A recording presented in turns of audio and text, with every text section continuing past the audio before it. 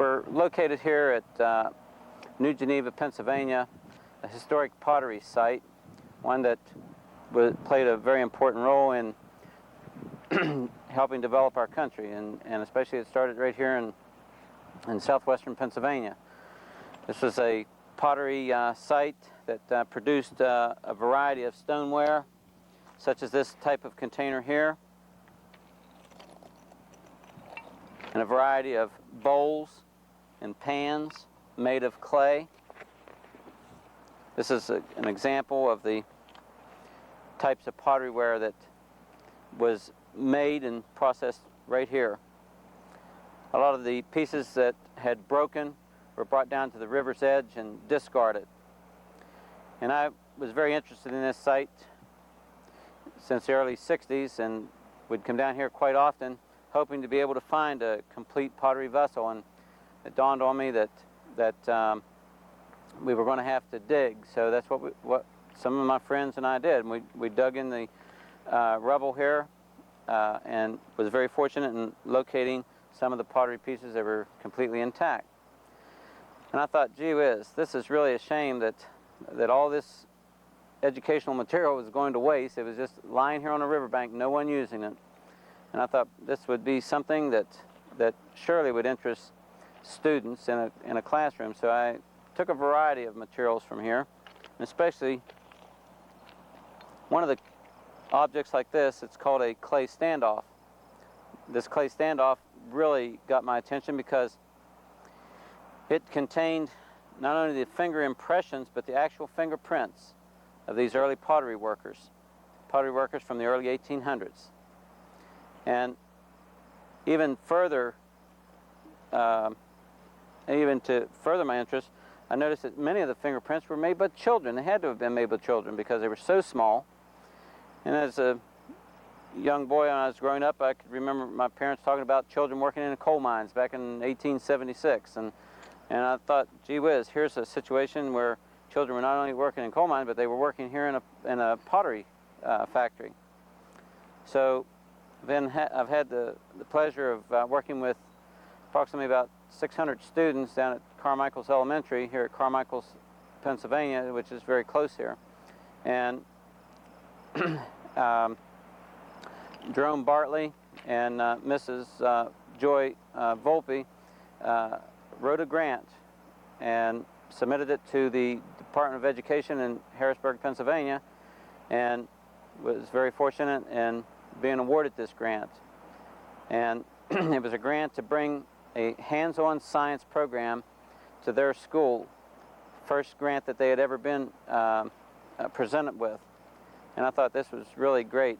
Here's an opportunity to really utilize the materials here at this pottery site in the classroom. And I'd like to introduce Mrs. Joy Volpe. Unfortunately, Mr. Jerome Bartley couldn't be here this evening, but Mrs. Volpe and I do team teach at her school. Joy? Well, thank you. As Mr. Powell said, I'm a teacher at Carmichael's Area Elementary Center, and this year we started a hands-on science program that allowed the children to come from first grade up through sixth grade and have access to working with science, a lot of different areas of science, but using their hands in as many ways as possible. As Mr. Powell said, the grant was written and we were awarded it. This gave me the opportunity to bring Mr. Powell in to share his expertise, his knowledge, and all the different loves that he has with the rest of the students in our building. And I'd like to add that the children, I mean, this covers all ages and all learning abilities. We have children with learning disabilities, special ed, gifted students, your average student. This just captures the attention of all the children, and they really like it. They really love it. No one misses science lab or Mr. Powell's classes. Yeah, and I do appreciate that. It's really gratifying is to have a program that really works. That is, stimulates the students to get interested in education, and the program allows them to think about possible career goals, as well as building their self-esteem. I've noticed that, and I think that works well, don't you? Yeah, now that you ask a child what he wants to be when they grow up, there are not too many doctors, a lot of archaeologists, though, a lot of paleontologists. A lot of children want to go into forensic art, into looking for artifacts and reconstructing the past. Yeah. Well, this is a group of our students, some of our students that we've been working with, and we've done a lot of background information with the children as far as the pottery and the different pieces. Mr. Powell's going to give them a brief review, and then maybe we can get started. Yeah, I think that you're all anxious to get started to see if you can make a discovery, knowing that you will, because there's so many things here, and you are very familiar with a lot of them. And again, there's always that 1% that you can't identify, but we'll sure learn how to research as to find out what they are. And again, these are some of the different materials that were necessary for making good stoneware pottery. Yeah, thank you. These are called glaze testers. These played a very important role in pottery making. They would have this large kiln that was approximately 20-25 feet in diameter, 30 feet high, and they would stack the pottery inside of the kiln. And then they would shovel in salt so that the salt would vaporize and cover the surface of the pottery, therefore sealing the pottery, making it usable for holding food stuff and liquids.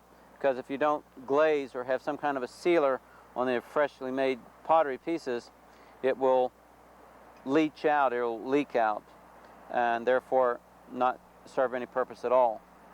But the students, again, are quite familiar with the various types of salt glaze, and the maturity bars, which was very important, which these were used to test the melting point of the clay. Remember, as I was telling you, is that some of the pieces, well, matter of fact, right here, see one? This is a maturity bar. This is also one, because this was a time period where there weren't gauges or temperature controls, and the pottery makers had to experiment with the clay as to determine what it would do under certain heat at certain times.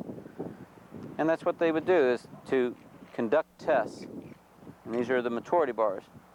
Remember them, Nick? All right. And, yeah, and the covers. These covers were made of clay, and they were placed over the top of the jug, or the rim of the jug.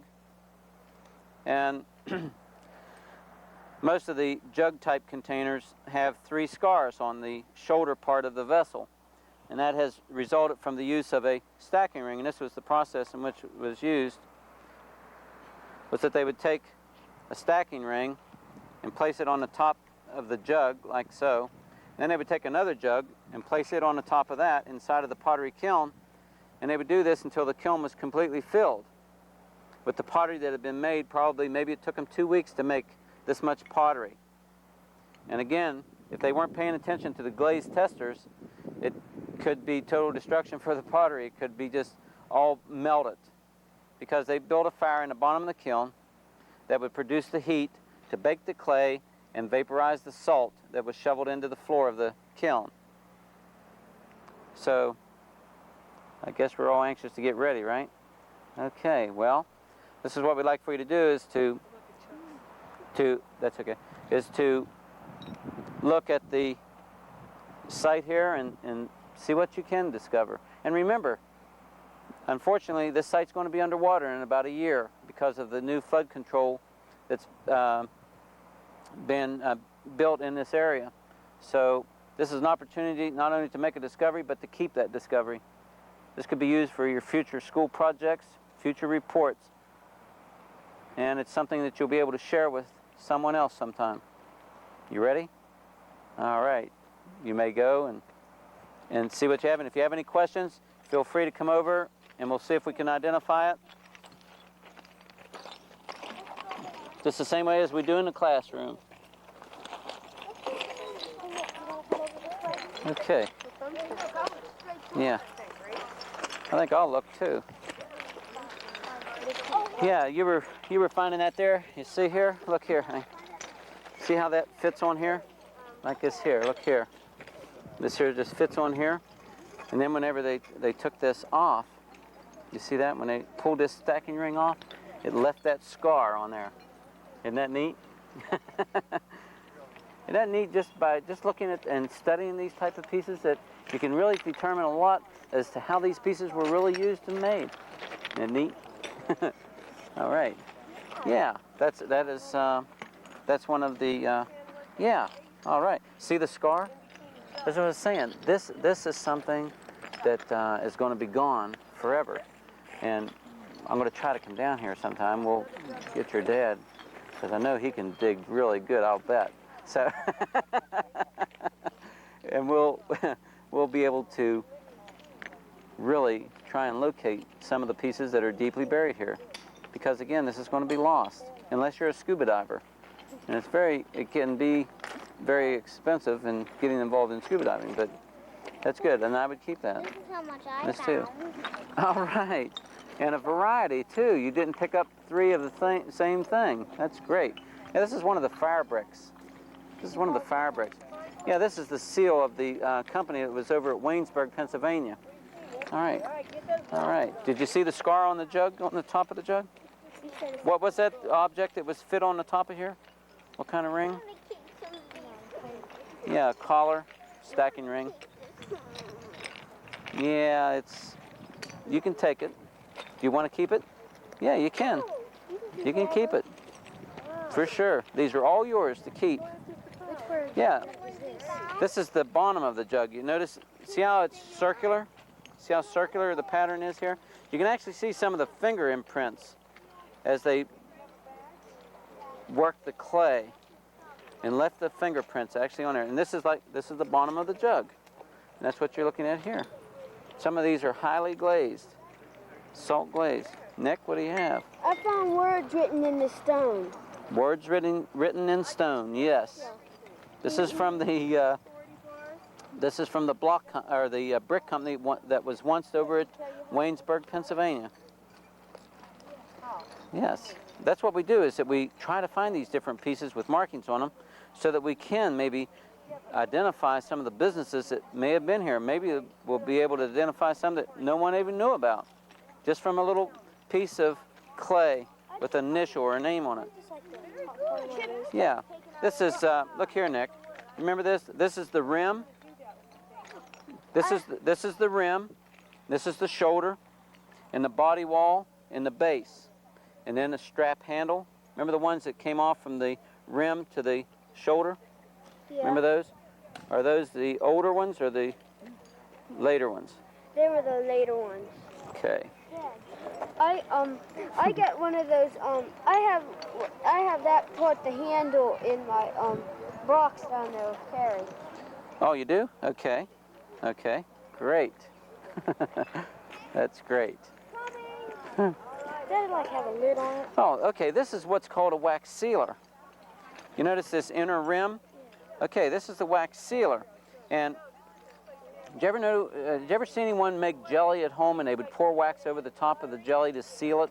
Yeah. Well, that's what they did here in the early 1800s, is that they used this stoneware for canning food. That was one of the most, as I mentioned, that was what was really important about this site, that it provided the stoneware for the early settlers of not only Pennsylvania, but surrounding areas as well. And they could live here for many years because they had a method of, other than drying food, but by storing it in these stoneware jars. And some of the pottery makers would design the pottery so that they could personalize it. In other words, so they'd be able to identify, say, yes, I made that. And they would pour wax in the top of this vessel, and that would seal the food stuff inside. And these were approximately 8 to 10 inches long, pretty much about the size of the jug here. And there was a variety of sizes that was made also. Isn't that neat? Okay. Fantastic. You have got to go say some comforting words to the little girl over there in the white pants and the striped shirt. She came over. She's crying her eyes out because they're going to flood this area. Oh. So we said, well, Mr. Poe will find another pottery place. He knows everything. So you got to go. I was wondering why she was upset. Oh, she goes, they're going to flood this place. Honey, can I talk to you for a minute? This here pottery site, there's another one that's really close by here. It's between Point Marion in New Geneva. And so we will have a place that we can go and hunt pottery and plus keep what we find. There's lots of pottery there too. So this site isn't the only site, but it is Pennsylvania pottery. What do you think of that? So we won't have to take everything today because we have another site just right up the river from here that we can collect and learn about these early pottery makers, especially the children that worked in this pottery factory. Look at that. Look at these little fingerprints in here. I wonder, see if your fingerprint fits in there. You want to try that? Certainly does. All right. Okay, this is one of the chucks.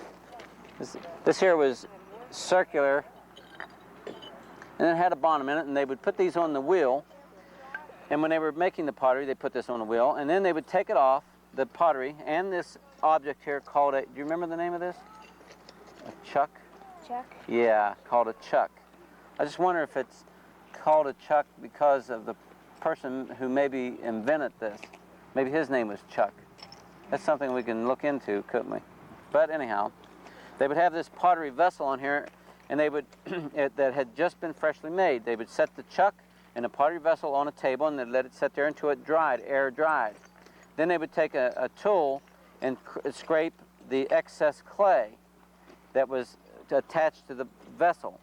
Because if they didn't, when they would heat it, it would be stuck there and it could cause someone to get cut or hurt because of these sharp pieces of clay. Isn't that neat? Okay, thank you. All right. And I'd hang on to that one. That's a really good find. Okay. Why is this ring on there? Oh, okay. This is one of the, you know, you could really even determine the actual diameter of this pottery vessel just from the circumference of the piece that you have here. But what you have is a rim, sherd meaning piece, and what we call a lug handle. This is a lug handle. Look at the glaze. This was probably made, you know, I just thought of this. This was probably made by R.T. Williams. R.T. Williams was one of the later pottery makers here at New Geneva. He also made pottery over at Greensboro, Pennsylvania.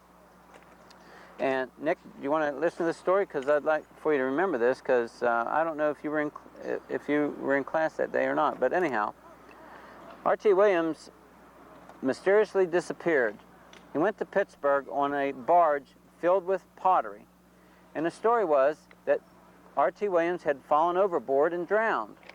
Well, later on, approximately 25 years later on, there was a gentleman that returned to Greensboro, to the old home place of R.T. Williams. In the meantime, during that 25 years, R.T. Williams' wife had died, and there were 2 boys that had been left behind. Well, again, 25 years later, this gentleman stopped by the old home site. He knocked on the door, and he asked the lady that came to the door, which was one of the wife to one of the boys. And he wanted to know if they were there, and she said no. He said they were out in the field working, and she would go get them if he would like. And the elderly gentleman said no. He said, I would really like to look around in the old pottery buildings. And the young lady said, sure, go ahead. So, and a little while later, the gentleman came back, and he said, he thanked her for allowing him to look through the pottery. And many people today think that maybe this was R.T. Williams, who really didn't disappear, but this gentleman had returned home, and maybe for some reason, he left. So it's still a mystery what, happened to R.T. Williams. And many of the clay standoffs, the ones that were made by adults, probably contained his actual fingerprints, his actual finger impressions. And this is, if I was going to keep something from this site, this is what I would keep. And this is rare to be able to do that, is to actually keep an artifact from a site. And then to even know the history of that artifact even makes it more meaningful, more valuable historically. Because you have something that's one of a kind, and you found it, you discovered it. Isn't that neat? Okay, yeah. Nice strap handle. This is what we call a strap handle. Hamilton and Jones, who were two other pottery makers here, were very famous for making these special type handles called strap handles. That's a really good find. Okay. I think that was the same thing he found. Yes, it is. It's just not complete. I got another part of that. I don't know if it's the same part to it or not, but I have a part of a strap handle. Well, are you going to see if it matches up when you get home? If I can find it. Okay. Gary's doing pretty good. All right. Yes, he is. Okay. That's great. It's just, Fantastic. it is really exciting. Oh, I'll tell you. That's a really precious story, as Brenda said. Oh, it was. Yeah, it was. I mean, when you have that kind of concern, I mean, she is young, but the thing is that I guess, you know, they do have feelings, and they, I guess they really do understand when something's going to be gone. There's a jug cover right there. See it Well, before I pick it up? It sure is. You don't, A jug a nice jug cover. This is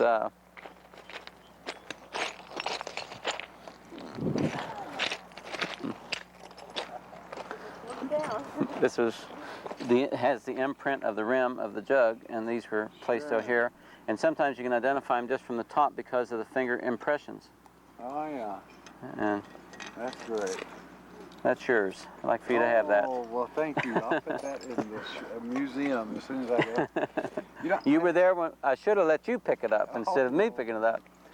I think it's fascinating, the report that little girl gave, that for the fact that young people do know, respect history. Yeah. If they're given the opportunity, they do care.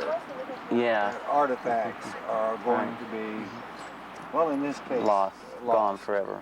And I think that it should be readily noted then that young people enjoy studying Yeah. and taking an interest in our country, in our heritage, in our nation, Yes. and the things that have been. And when you take more pride in something, then a greater respect for it dwells within that person. And I think this is a great thing that you all are doing. I really do. And I think that little girl was just a living witness to that. Yes, she sure is, and again, it's caring, that's and knowing. Yeah.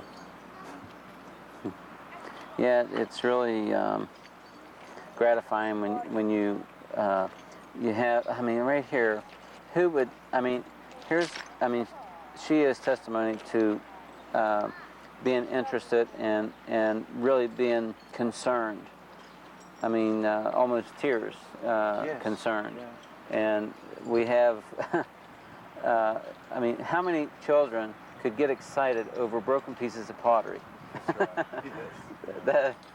that Where she has had the connection with the past inserted in that through your efforts, then it becomes valuable. And our past is valuable because yes, it is tremendously. it's been a real blessing being back out on this location. Well, It certainly is. I certainly am very thankful and appreciative of you and your staff and presenting educational programs like this and exposing areas of our ancient past that normally most people would not even hear about. Well, we're happy to do it because And it's true. it's important to every citizen of this nation should have the opportunity to at least, if not visit, to know what has been, and within that I think it helps the young people plan what tomorrow will be. Yes, I think so too. And what better level of education to start with than that is the elementary level, because this is where they are very impressionable, and this is a time to give them many areas of science to think about as a lifetime goal. As I point out to the students too, and I realize that not everyone's structured for college, and I point out that hobbies are important to families as well as going to college, but again, hobbies are very important, and it started out with me as a hobby, and that I was fortunate to move into a larger community area where there were people that had the same interests. And being a young fella, about 9 years old, I was able to get introduced to a lot of different science areas in which it's sort of, the way I look at it is paying back that early time that professionals took with me. So, Well, that's great. That's yeah. great. One last thing I'd like to add here is I'd like to thank Mr. Powell for giving my students the opportunity to be exposed to this type of knowledge. And another message I'd just like to make to parents and to the public and to other teachers, that hands-on science or hands-on any type of classroom activity where you can get the children actively involved really makes a much stronger impression in a child's mind, makes it more meaningful for the child, and he can relate to it. And believe me, he'll carry it much further into his life than something that he has to read out of a book and memorize it and take a test on it. If you would see the eyes and see in the children's eyes their excitement and enthusiasm when they come into science class, and how they'll go home and bring it back a week later to show us materials or artifacts or objects that we've discussed in class, or their own interpretation of something that we've discussed, from them having the access and the ability to work with different materials, you would be amazed at how much comprehension occurs. Hands-on science is definitely the way to go in education. This year we're teaching a class from kindergarten up through 6th grade, and it's amazing how much information even a kindergarten or first grade child can comprehend and retain. That's all. Thank you. Okay. I want to take advantage of this opportunity to say thank you, Mr. Thank Powell. you. Thank you. And thank you for the effort, and all teachers. There are many other teachers here today. Yes. And I want you to know that they care about the youth of this nation. And the little example earlier that you saw of the young girl, knowing that this heritage was going to be flooded, was in tears.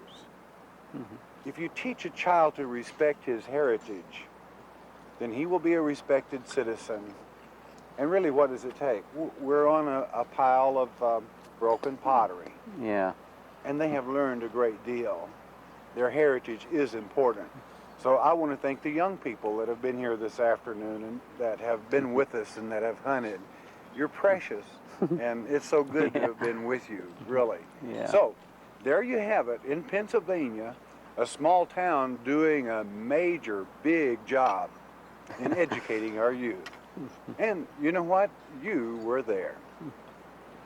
Yeah.